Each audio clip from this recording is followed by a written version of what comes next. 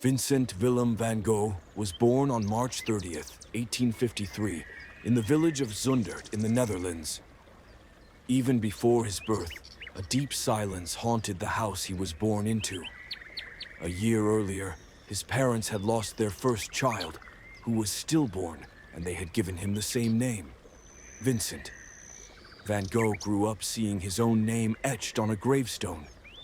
This eerie reality profoundly shaped his inner world from the very beginning.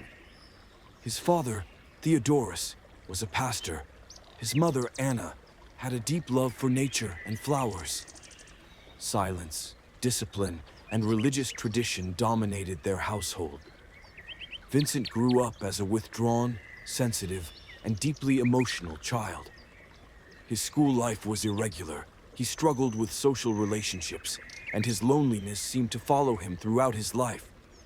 But what set him apart was this: he didn't see the world the way others did. He felt it. A young man searching for his path, from one profession to another. In his youth, Vincent tried to find his path in various fields. He first worked at an art gallery firm, but disliked the commercial side of the art world. He tried teaching but failed. Later, he decided to become a clergyman, but that didn't work out either. While working as a missionary in a mining village in Belgium, he witnessed the harsh poverty of the workers and chose to live under the same conditions. His clothes were ragged, and he shared his meals with the miners. To church authorities, this was seen as going too far, and he was dismissed from his post. It was at that very moment that Van Gogh came to a realization. He was not meant to preach with words, he was meant to paint. Perhaps it was not through sermons, but through brush strokes that he was destined to express the divine and the pain he carried within. A difficult beginning. Art born from darkness. Van Gogh was 27 years old when he began painting. Unlike many great painters who encountered art at an early age, he was a late seeker in search of his path. His early works were as dark and somber as his state of mind. Dominated by browns, grays, and blacks, these paintings mostly depicted rural life and the working class. One of the most well-known examples from this period is The Potato Eaters, a work that reflects the fatigue in the faces, the lack of light, and the heaviness of composition. For Van Gogh, art was not an aesthetic spectacle, but the courage to look reality in the eye. During this time, he was influenced by masters like Rembrandt and Millet. In particular, Jean-François Millet's depictions of peasants deeply shaped Van Gogh's understanding of art. For him, the lives of ordinary people became the truest subject of painting. Paris years, discovering color. In 1886, Van Gogh moved to Paris to live with his brother Theo. This marked a major turning point in his artistic journey. Paris was one of the art capitals of the time. There, he encountered impressionist painters such as Claude Monet, Camille Pissarro, and Henri Toulouse-Lautrec, and moved within the same artistic circles. During this period, his palette began to open up. The dark tones gave way to vibrant yellows, oranges, and blues. He was also influenced by Japanese ukiyo-e prints. The simplification of perspective and the balanced composition added a new dimension to his work. However, the crowds and social pressures of Paris began to create cracks in his mental world. While his art was evolving, his inner restlessness was growing. Seeking a quieter and more inspiring environment, he decided to move south to Arles. The Arles period, an artistic explosion. One of Van Gogh's most productive and original periods was the 15 months he spent in Arles. He settled into a house he called the Yellow House, living in close connection with nature and light. During this time, he sometimes produced more than one painting per week. Masterpieces such as Sunflowers, The Bedroom, Café Terrace at Night, the Langlois Bridge at Arles, and Street in Arles were all created during this prolific period. His brush strokes became more energetic, his compositions more personal, and his colors brighter. Van Gogh was no longer painting only what he saw, but what he felt. Arles was not just a town for him, but a window through which his soul opened. Yet within this artistic rise was also the seed of a coming fall. He dreamed of creating an artist's colony with Paul Gauguin. However, living together led to constant conflict. One night, during a heated argument, Van Gogh cut off part of his own ear. This was more than just a crisis. It was clear evidence of his severely shaken mental and emotional stability. Saint-Rémy and the asylum period. After the ear incident, Van Gogh voluntarily admitted himself to a mental asylum in Saint-Rémy-de-Provence. There, he continued to paint. However, his works became more abstract and emotional. The landscapes grew more distorted, the skies more turbulent, and the colors more intense. One of the most iconic works in art history, The Starry Night, was painted during this time. The swirling sky, the shimmering stars, and the quiet stillness of the village below captured not only the natural world, but also Van Gogh's inner universe. He was no longer just observing nature. He was painting it together with the chaos and beauty of his inner life. Overs and the final brushstrokes. In 1890, Van Gogh moved to the small town of Auvers-sur-Oise, north of Paris. Under the care of Dr. Gachet, he continued to paint. Despite the short time he spent there, he produced more than 70 paintings. Works like Wheatfield with Crows, Portrait of Dr. Gachet, and Landscapes of Auvers form the final chapter of his artistic legacy. Uncertainty over his mental health. There have been many speculations about Van Gogh's mental state. Even today, psychiatrists and art historians cannot definitively diagnose his illness. Many possibilities have been proposed, including bipolar disorder, schizophrenia, epilepsy, borderline personality disorder, and even lead poisoning. However, one thing is certain. Van Gogh's mind was often his greatest enemy. He experienced severe depressive episodes from time to time and went through sudden mood swings. When his feelings of loneliness deepened, he wrote the following in his letters. The suffering is so great that sometimes even breathing feels like a burden. It is clear that his mental state was influenced not only by biological, but also environmental and emotional factors. The failures in his life, social rejection, financial poverty, and the lack of understanding from others constantly weakened his mental well-being. The ear-cutting incident, the anatomy of a crisis. The symbolic moment of Van Gogh's psychological breakdown occurred in 1888 after an argument with Paul Gauguin when he cut off a portion of his ear. This act was not merely a physical event, but a mental and emotional outburst. That night, Van Gogh did not just cut his ear, he externalized all his inner pain. Giving the severed ear to a woman working at a brothel shows that the act was not simply a burst of violence, but also a cry for help. After this incident, he was hospitalized in Arles and labeled by those around him as insane. Yet his madness was the result of a fragile but honest inner world wandering the edge of a creative mind. The asylum in Saint-Rémy and a return inward. After the ear-cutting incident, Van Gogh voluntarily admitted himself to an asylum in Saint-Rémy-de-Provence. This period served both as treatment and a return inward. He continued to create art even during this time. In fact, he remained productive even in the midst of psychological collapse. The paintings from this period became more imaginary, more emotional, and more internal. Especially The Starry Night is a direct reflection of these emotional storms. The swirling sky, flickering stars, and curved brushstrokes reveal the tempests raging inside his mind. He painted that scene not just by looking at the sky, but by gazing through the window of the hospital room into his own heart. During this period, Van Gogh tried to heal himself through art. his brush became a tool for therapy. Yet every hope of healing also brought with it a new descent into despair. A collapse growing in silence. In 1890, after his treatment, Van Gogh moved to the small town of Auvers-sur-Oise, north of Paris. It seemed like things were improving.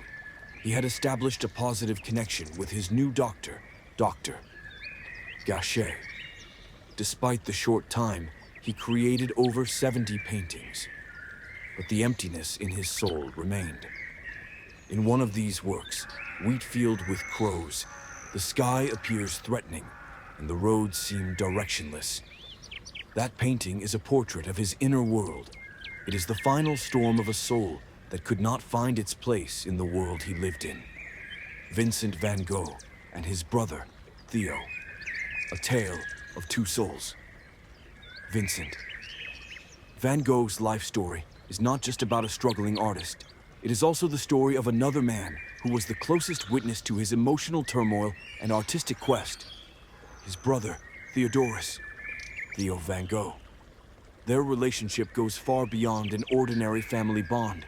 It is a bridge of life, carrying art, pain, hope, and love. Two brothers bound to each other. Vincent and Theo were two sons in a family of 5 children. The age difference between them was only 4 years, but their mental and emotional bond was much deeper. Since childhood, Vincent was introverted, sensitive, and inquisitive. Theo, on the other hand, was more balanced, patient, and supportive. This contrast gradually turned into a complementarity. The aimlessness, failures, and social alienation Vincent experienced from an early age made Theo a sort of balance point for him. Theo was not only his brother, but also his confidant supporter, financial provider, and greatest admirer. Letters, a language flowing from heart to heart. One of the most valuable sources helping us understand Van Gogh's life is the correspondence he had with Theo. Today there are more than 600 letters, most of which were written by Vincent to Theo. These letters are a great treasure, not only for art historians, but also for anyone interested in human psychology. In the letters, Vincent opens his inner world to Theo. He shares his views on art, his emotional ups and downs, the alienation he felt from society, and his loneliness. These writings show that they were not just brothers, but kindred spirits. Theo never judged him, on the contrary. He replied to every letter with understanding love and patience. In one letter, Vincent says, "I live for art, but without you, I could not bear the weight of this life." Material and spiritual support. Throughout his life, Vincent earned almost no money from his paintings. The person who enabled him to paint was Theo. Theo worked as an art gallery manager in Paris and regularly sent money to Vincent. Paints, canvases, brushes, and even daily living expenses. Most of these were possible thanks to Theo's financial support, but Theo's support was not only material, he sincerely believed in Vincent's talent. While other artists around showed little interest in Van Gogh's works, Theo saw him as an artist ahead of his time. This belief was Vincent's greatest support, the end of an inseparable bond. When Vincent van Gogh ended his life by his own hand on July 29, 1890, a devastated Theo was left behind. He lost not only his brother, but a part of his soul. Their bond was so strong that Theo physically and mentally broke down. Shortly after this loss, only 6 months after Vincent's death, Theo also passed away. This event reveals how intertwined their fates were. Today, the Van Gogh brothers lie side by side in a small cemetery in the Netherlands. Two souls who held on to each other throughout their lives are now inseparable, even in eternal sleep, the silent hero of art and love. Without Theo, Vincent van Gogh might never have existed, or he might have remained an unknown artist closed in himself. Theo was not just a brother, but a hidden hero who helped the birth of an art. Their relationship shows us that true love is not only about being happy together, but also about being willing to suffer together. Every color on Vincent's brush carries traces of Theo's patience, faith, and love. Vincent van Gogh's death and the fame that followed. A journey from tragedy to eternity. Vincent van Gogh's life was filled with intense emotional fluctuations, mental struggles, and financial hardships. Yet these difficulties never stopped his creativity. Unfortunately, the life of this great genius was short and ended tragically. After his death, his works and art gained worldwide fame. Van Gogh's death and the fame that followed became both a tragic and inspiring turning point in the art world.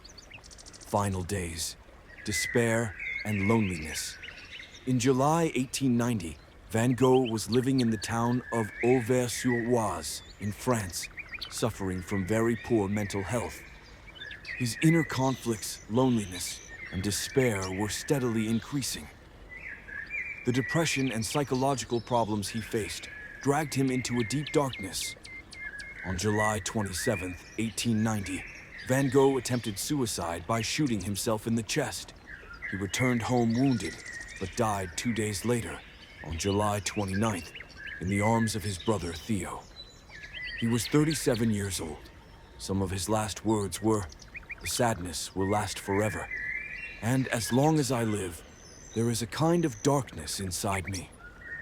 His brother Theo, who was with him in his final moments, deeply felt Vincent's pain. Theo died only 6 months after Vincent's death.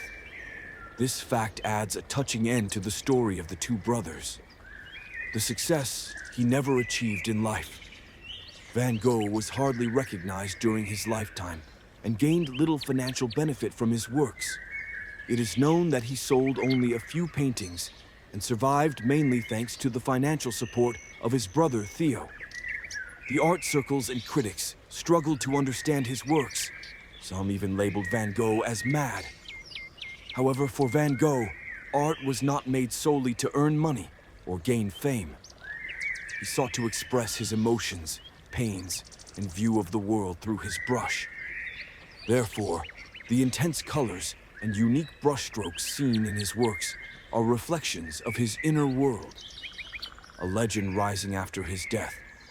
After Van Gogh's death, especially his brother Theo's wife, Johanna van Gogh Bonger, made great efforts to preserve and publish his works and letters to introduce him to the art world. Thanks to Johanna's work, interest in Van Gogh's art gradually increased. By the early 1900s, art critics and collectors began to recognize the value of Van Gogh's works. His paintings were accepted as an important part of the Impressionism and Post-Impressionism movements. In a short time, Van Gogh was acknowledged as one of the pioneers of modern art. A lasting mark in the art world today, Vincent van Gogh is one of the most important and influential figures in the history of world art. His works are displayed in museums, loved by millions, and continue to inspire the art world. Paintings such as Starry Night, Sunflowers, and The Potato Eaters have become symbols of the universal language of art. In his short artistic career, he left behind over 900 paintings, more than 1,100 drawings, and countless letters. Each is a silent witness to the storm he lived through.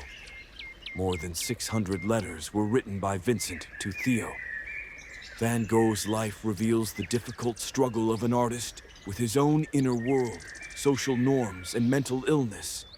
His death was a tragic end to this struggle, but the legacy he left behind and the universal language of his art immortalized his name. Conclusion: eternal beauty born from pain. Vincent van Gogh's story shows how deeply intertwined art can be with pain and loneliness. The fame that came after his death was a recognition he never received during his lifetime. However, his works are unique in reflecting the deepest and most complex emotions of the human soul. Van Gogh may have been misunderstood while alive, but today, the power and universality of his art are accepted and celebrated worldwide. His life transformed from a tragedy intertwined with suffering and creativity into an everlasting artistic legacy.